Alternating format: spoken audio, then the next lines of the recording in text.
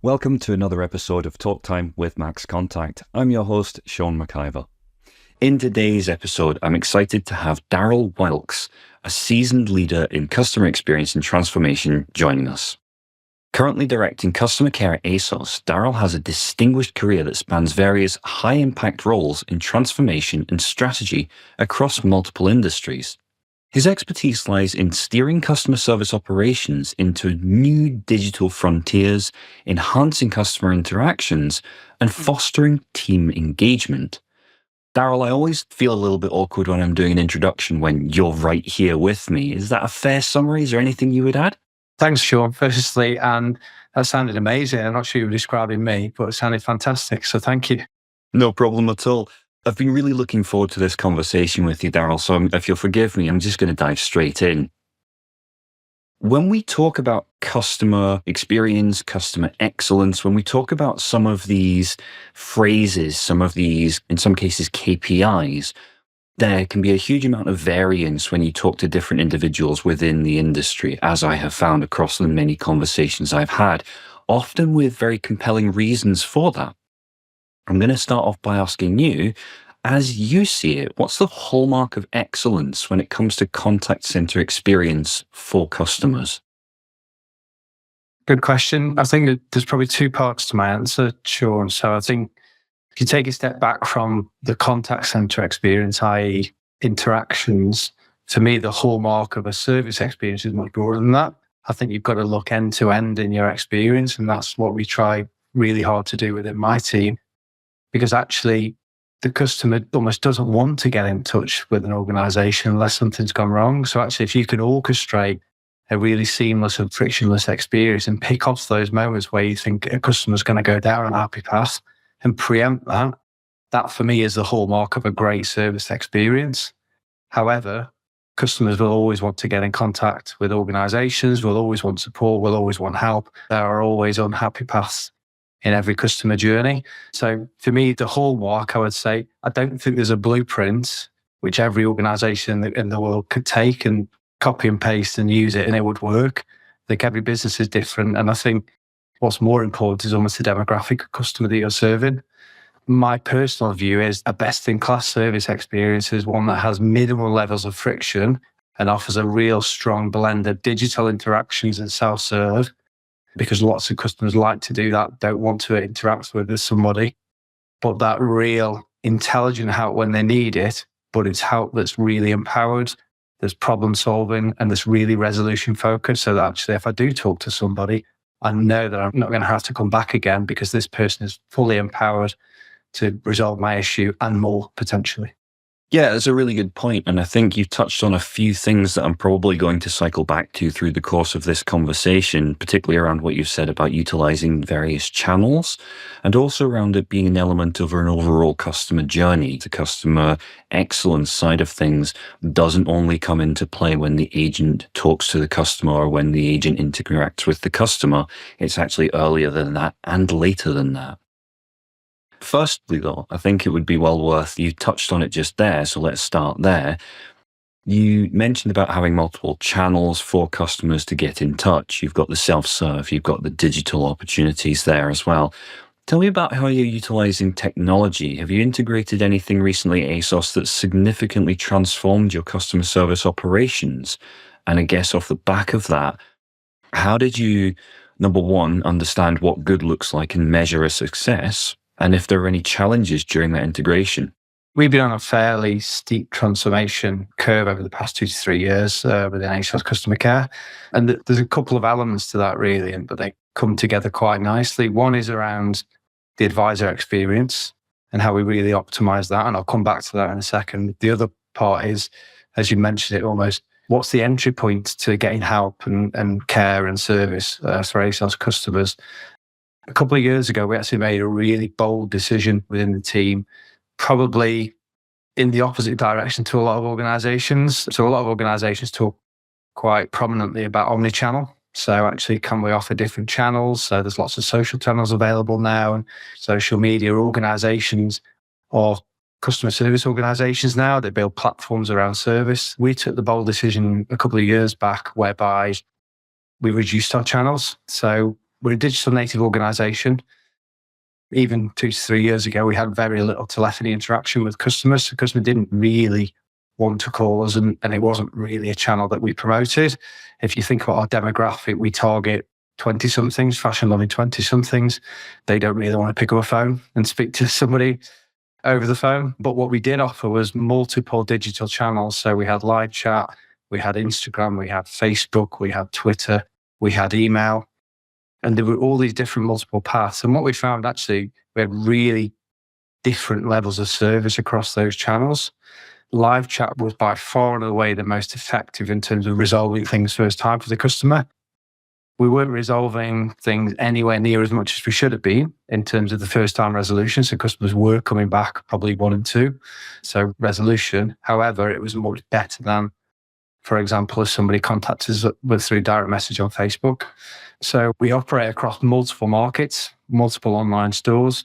So we used a bit of an A/B test and learn method whereby we took one of the smaller markets, we took away channels like social and just left email and live chat. And this test was really enabled us to almost accelerate the strategy. All the customers who were going to social all went to live chat. None of them went to email, which kind of told us they want an interaction there and then, and they want a resolution there, and then they don't want to wait, because anybody who sends an email know that you're waiting at least 24 hours for a response from any organization. We then rapidly rolled out a very similar strategy. We turned off email. So we moved to a single channel, live chat only.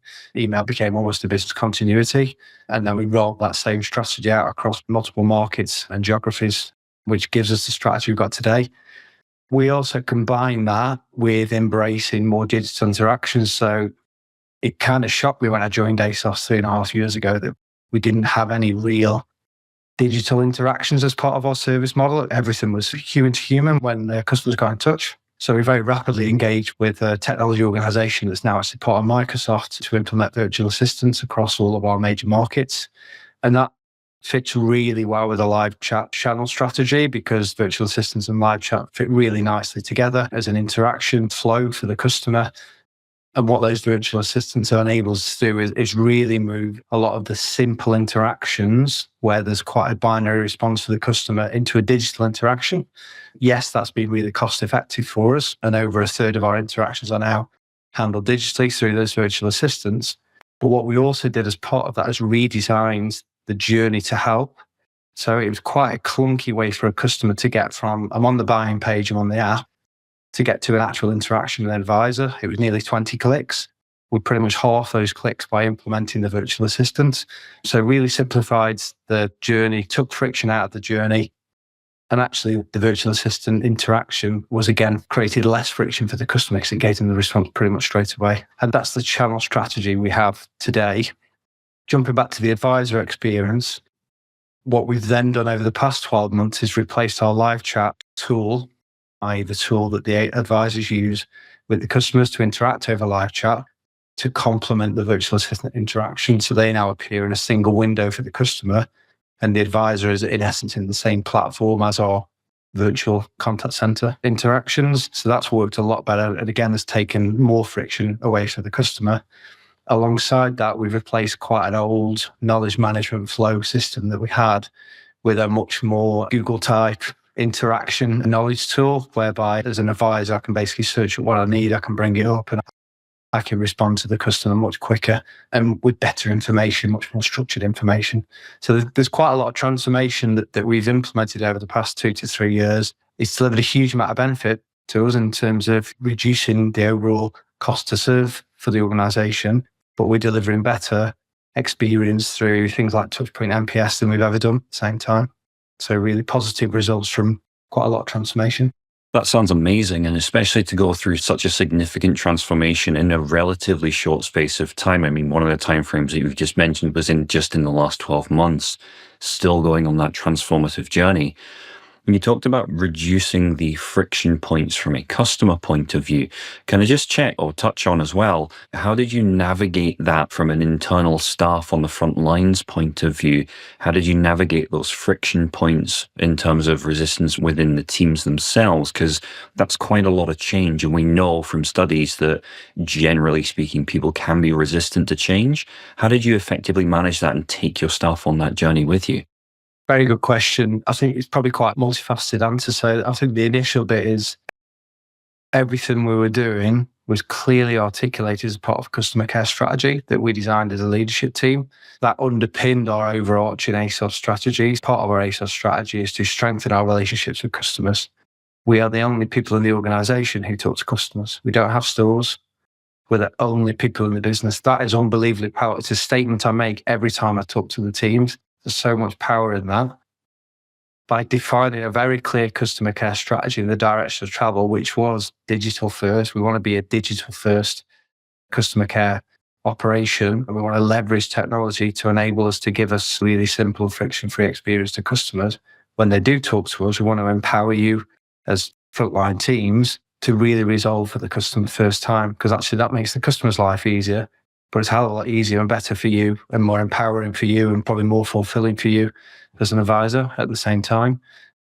So I think that's setting out a very clear strategy and constantly repeating that strategy with the team. So we hold what we call monthly strategy cascades with our teams in face-to-face with our in-house team in Watford, but we also do virtual sessions with our outsourced partners over the globe.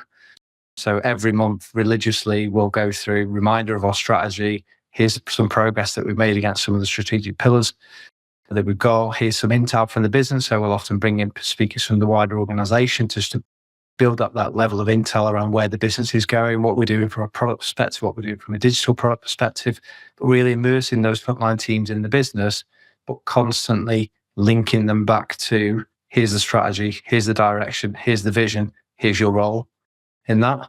And linked to that as part of those cascades, which is a really important part, is recognition. So we do reward and recognition every month as part of those sessions. But again, link that recognition back to the strategy. A good example is that we rolled out a training program called Connect, which is all about building the empathy in the interactions that we have, in particular because we're not telephony. So it's slightly more challenging to pick up on tone and apply a level of empathy through an interaction over live chat. So it's something we really dialed up on, invested in. Every month we now have Connect champions. So those people who've really demonstrated the Connect behaviors that were instilled in the operation and really show that they're delivering against the strategy and doing the right thing for the customer. So that's a really good way of almost cementing the strategy, but also demonstrating to the masses that it's achievable, guys. Look at what this person's done here to deliver against that strategy. So it's a really important part of our strategy, which is engaging with the teams who are talking to customers. Because I think if you empower them and develop them and put them in a place where they feel growth and they feel like they belong, they're going to deliver a better service to your customers. And just to check in and almost reinforce what you're saying, because it makes perfect sense to me, over the period of time that you've been going on this transformation journey, have you seen those processes have a direct impact on your customer experience measures? How has making these changes transformed your customer experience measures? 100%. Yeah. So I'm an advisor on the front line. I've got two real core metrics that I'm obsessed with. And I know it's the debate, should you constantly talk about KPIs and metrics? They're important in organizations. Those two are customer resolution rate. How often do I resolve and the customer doesn't come back within the following 7 days, which is kind of industry standard measure, and touchpoint net promoter score. So when the customer leaves our interaction, how likely are they to recommend ASOS based on my interaction with you, Sean, as an advisor? Those metrics have improved substantially. Touchpoint NPS, I'd say over the 3-year transformation is for plus 50 points. Over the past 12 months, just over 10 points. So again, really solid, strong movement based on the things that we're doing. Again, resolution rate, we've seen probably 30 to 40% improvement over the 2 to 3 year transfer that we've delivered. That's incredible. And for those who will be listening, like, those are not small numbers. Those are really significant, substantial numbers and speak volumes to that journey that you've been going on. I think it also speaks to the fact within organizations, when there is a North Star and it's clearly communicated and everyone's pulling in the same direction towards that North Star, and those milestones along that journey are celebrated, as you've described with your cascades and so on, that all helps to kind of move the machine, so to speak. I think that sounds incredible. And it ties into my next question, which is around, you touched on it previously, whereby you had multiple channels. And one of the things that I've spoken to a number of people about quite recently, in fact, is around this principle that we expect more and more of our stuff in terms of we automate away some of the simple things. We introduce self-serve. That means that those queries that do come through are that much more complicated. We overlap on top of that the fact that we've got systems, that maybe multiple systems that are involved. How do you balance the need for that technical proficiency with maintaining the high morale that you need to have and the job satisfaction you need to have in order to deliver exceptional customer experience and customer excellence within your teams? It's not easy, and it's a never-ending process, really. So I've just described quite a lot of change that we've made in our systems and our processes and our advisor experience. It's still, in my view, and if one of our advisors sat here with me today, they'd probably say to you, it's still pretty clunky. So because if I've got this type of query, I've got to go into this portal here. If I've got this query, I've got to go into this system here, which is kind of a back office in an old system. They still have to do these things. So I'm pretty pragmatic and realistic that there's probably another stage to our transformation, which brings some of these things together and simplifies it for the advisors. I think your point is spot on. So I've got to deal with all of that. Oh, and by the way, all the really simple stuff, which actually probably gave me a little bit of respite through the day, the bots are taking that stuff now. The virtual assistants are handling that rightly. The guys completely understand that as part of the strategy. How do you empower the frontline teams more? Actually, you kind of invest in their development and growth. So we just embarked on a really close relationship with an organization called The Forum. So they provide their deep contact center expertise and, I suppose, industry body. They provide, in essence, a suite of learning pathways for people across customer operations and customer service organizations. And we work very closely with our in-house L&D team, and ASOS does a huge amount as a business to enable people to grow and develop in different directions. Some of that retail orientated, some of that generic. What we didn't have as a business is a real true deep contact center development path. So we work with our learning team, we've partnered with The Forum to bring to the fore to the frontline teams to say, we understand that your role's getting more complex, but so actually let us help you develop in those areas that you think you need to develop in. What that also does is creates one of the biggest challenges with any contact center is attrition and not being able to give people the opportunities to develop. So it creates development paths without potentially there being a job for them to step into, because I think people are realistic. They don't understand that every time I want to develop, the job's there for me. Maybe I've got to develop some skills first, maybe learn some new skills that I didn't have before. And I think just by the partnership we've invested in with The Forum, it really gives us a platform for our teams to be able to plug and play a little bit. I want to learn more about planning. I want to learn more about journey design. I want to learn more about analytics, whatever it might be. So for me, that's a huge opportunity. That's very much our in-house team. So the thing we also have to be really cognizant of is we have quite a significant offshore outsourced presence with our partners. Key part of our strategy is having those partnerships in place, and they take the majority or high proportion of our frontline interactions with customers. How do you then overlay that ethos and mindset with those teams? We work very closely with our partners to almost do a very similar thing within our partner estate. So myself and the team are regularly out on site with the teams. We do from town halls to strategy cascades. We take team members from our in-house team out there to spend time doing coaching, learning, training sessions with them, including the learning team. So there's a bit of a journey that we're on in recognition of your job's getting harder, guys. We understand that. We know we're handling some of the tools. We've made this tool better. We're giving this tool, which is better. We know there's more to do with some of the complexity of some of these types of queries and tools. But actually, you as an individual, how do we help you grow? And when we launched the Connects program that I referenced earlier, which, yes, was about how do you maximize every interaction through improved empathy, Connect also gave the frontline teams a set of behaviors and principles that are almost life skills. And some of the feedback we had from our advisors out in India and Manila was actually, this training's been fantastic for me to do my job, but actually, as a person, it's given me personal growth. It was so endearing to hear that from the teams. Yes, it feels like we're doing the right thing. So I think you have to invest in those frontline teams. Every business is different and every business will do that slightly differently. But that's how we've done that. And we believe we're getting the value both in terms of output, so the customer results we're seeing and the TMPS that I mentioned earlier.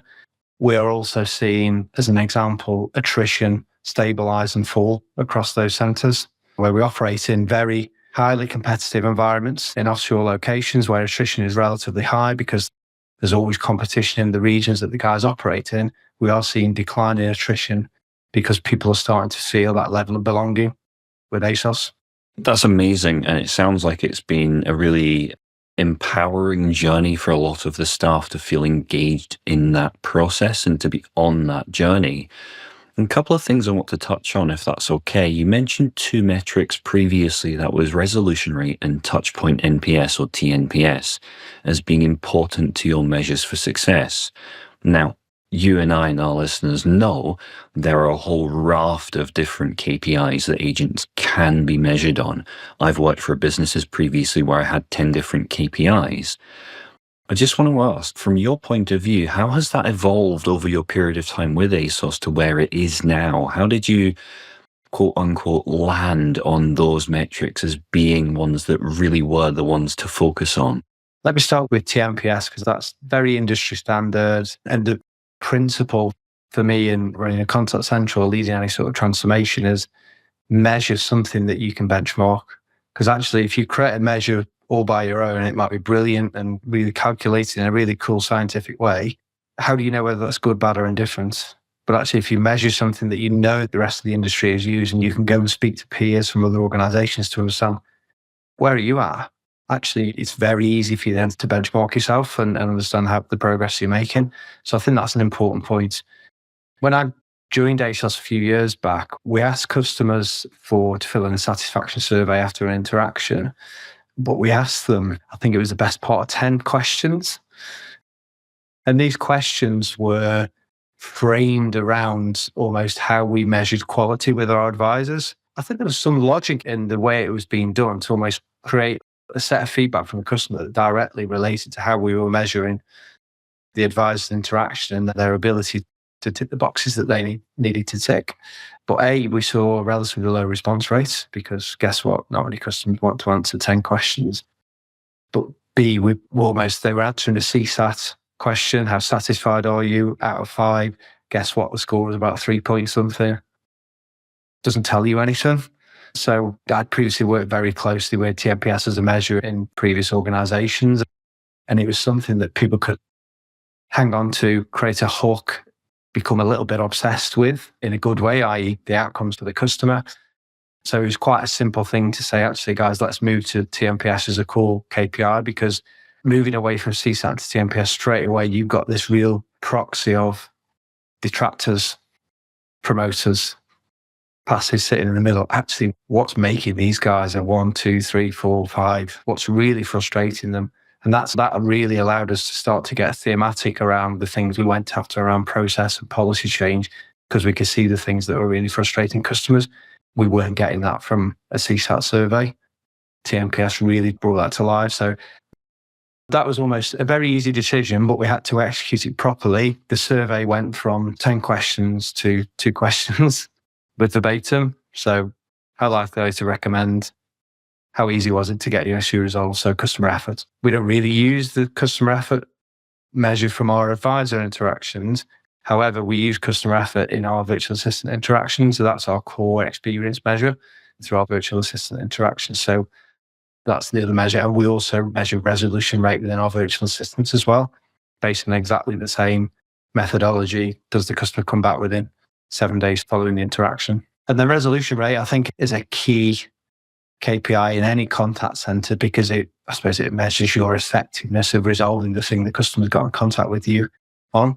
And I think if you've got, which we have, around just less than a third of contacts where a customer comes back in 7 days' time, that for me is that's the opportunity. That's the space where we say, there's clearly friction. There's clearly something that we're not getting right, either in the upfront experience or in the interactions that we're having. Let's get after that. So we're constantly running resolution programs to get under the skin of what those things are. So yes, it's about the metrics and the measures and giving people something to go after. So we set targets with our partners. We set targets for our in-house team. We set ambitious goals as a leadership team. Where do we want to be in the next financial year? What's our next kind of aspiration for TMPS? But underneath that, how do you improve the experience of the customer? These metrics and the data that sits within it really enables you to do that. And that's why they're the key metrics. Incredible. And one of the things that's really lit up a light bulb in my head when you were talking there particularly is using the customer experience lens on the survey questions themselves, applying those customer experience principles to all touch points and looking at that survey and going, that's 10 questions, that's too much, and it's not giving us the information we need. And being able to recognize that and say, actually, from a customer point of view, this is a really disengaging part of the journey. Let's change this up.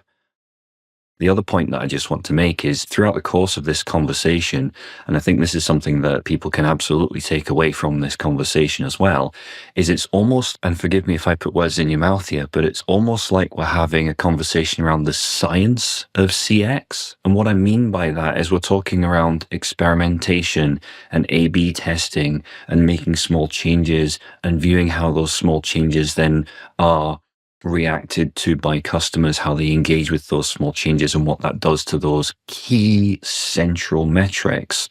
I want to hand that back over to you, but I appreciate that's not necessarily a question, but I do want to put to you that it feels very scientific in the way that you're approaching this and the way that you're tweaking these various levers that you have at your disposal. Definitely. And certainly no scientist. I've got a team of some very clever people. We are very data-led in what we do and how we do it. And actually that's come across in how I've described the transformation. Probably another good example to give you on that, Sean, actually just maybe to bring that to life is over the past couple of years, we've really matured our digital care operation. So our virtual assistants take more contact than our advisors now in reality because they're the front door. So they take a lot of that initial contact, and we have a very mature digital operation, and we have a very product mindset now. So we view our help journey as a digital product, and we're constantly asking ourselves, what does a great product look like? And that makes us almost go back to the drawing board. Interactions look like this. What about if they look like this? We run pretty mature agile sprints. We have a squad lead who keeps everybody on point. We're delivering every fortnight between 50 and 70 story points in our digital help journey. So that's analyzing the interactions we're having, analyzing those interactions where we contain the customer in a digital interaction, we give them a resolution, and we get a positive customer effort score. On the flip side of that, you've got the customers where we don't contain very well. They're constantly going through to an advisor, customer effort scores low, or the TMPS off the back of the advisor interaction is low. Let's get under the skin of that. Because actually some of those are still quite binary, simple journeys that we can digitize. It's almost the more you interact with the customer, the more the VAs interact with the customer, the more they mature, the more we teach them and they learn, the more actually you can evolve the journey and make it even more personalized. And we work really closely with our tech teams as well. The reason we're seeing such success in our virtual assistants and the way they contain interactions and resolve stuff for the customer is because we've introduced APIs, so we can really personalize the interaction. So if you logged in through the virtual assistant, if you've got a query about a delivery, we'll bring a carousel up. Which order is it you're talking about? It's this order. So it's a really personalized interaction. Those are the things that we've only done through putting the VA virtual assistants out there, testing the journeys, and having a team of people who are our virtual contact center operations team interrogating those interactions and constantly, we call it optimization, constantly optimizing those journeys to make it less friction for the customer, better outcome for ASOS. So it's a really iterative process. It's not a program in it anymore. It's a virtual operation with a real mature sprint rhythm. I think you've touched on a really important point there, and it's something that I'm going to make the point on. This isn't a question. You can relax for a second. But I think from, again, coming at this from my experience in history, you've touched on something really important there, and that's when embracing these new technologies, it's critically important to have humans in the loop. You talked about your virtual assistants. It's not just plug it in, set it up, and leave it alone. You need to have mechanisms by which you're monitoring, tweaking, making improvements to those.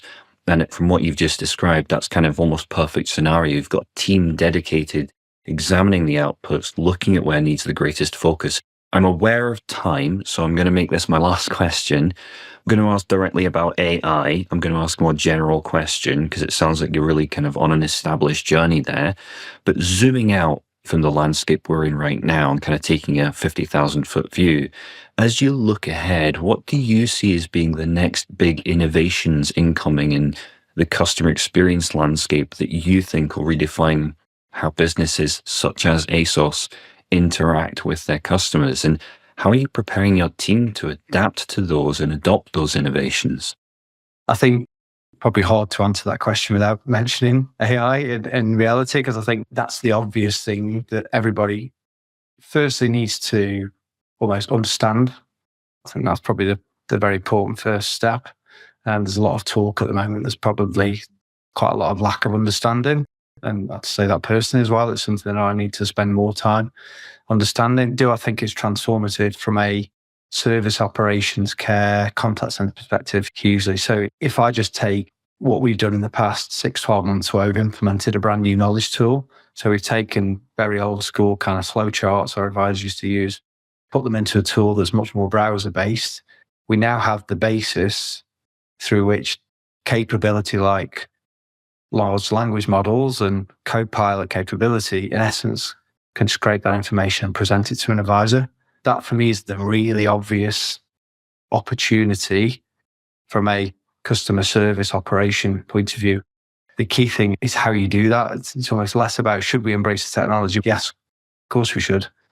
It's the how, it's the implementation, it's how you make that transformation happen and do it in the right way, which is, I think, is critical for us, which is why we're not rushing into any of that stuff. We have Copilot across the business now. So we've got a platinum partnership with Microsoft. So for an ASOS, I've got Copilot sat on my laptop. I use it to summarize Teams chats that I've missed throughout the day and a few other things, meetings that I've missed, and go back to the transcript. So really useful capability. I'm probably tapping into 0.001% of that opportunity. So I think I'm interested to see where different organizations go with Gen I as a capability from a contact center point of view.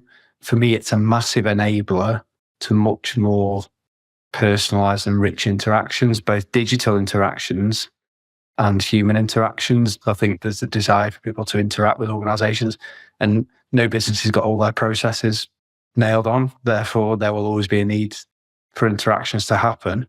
Can you optimize and personalize those interactions and make them really curated and a better experience? Yeah, I think there's a massive opportunity for AI in that space. I've been involved with an AI project over a period of time. Everything that you're saying speaks almost perfectly to what I would agree with and how I would frame it myself as well. I do just want to take a moment and say thank you ever so much. It's been such an interesting conversation. And one of my takeaways that I kind of would reiterate to our listeners is that whole science of CX. And I think that's something that you've embodied and described really elegantly and eloquently today on this conversation throughout. And I think that's kind of one of the things I'm taking away from this conversation. So huge thank you, Daryl Wilkes from ASOS. And I look forward to seeing where things go from here for yourselves. Really enjoyed your show, actually. So thanks for inviting me. I appreciate it. Thank you. Thank you for tuning in to Talk Time with MaxContact. We hope today's discussion has sparked new ideas to help you advance in your contact center. To learn more about any of the topics discussed in this episode, visit www.maxcontact.com. If you enjoyed this episode, don't forget to leave us a rating on your favorite streaming platform to help other like-minded individuals join the conversation. Also, stay tuned for our upcoming listener questions segment. We'd love for you to participate and share your thoughts. And remember to hit the subscribe button and turn on notifications to never miss a future episode. On behalf of everyone at MaxContact, thanks for listening.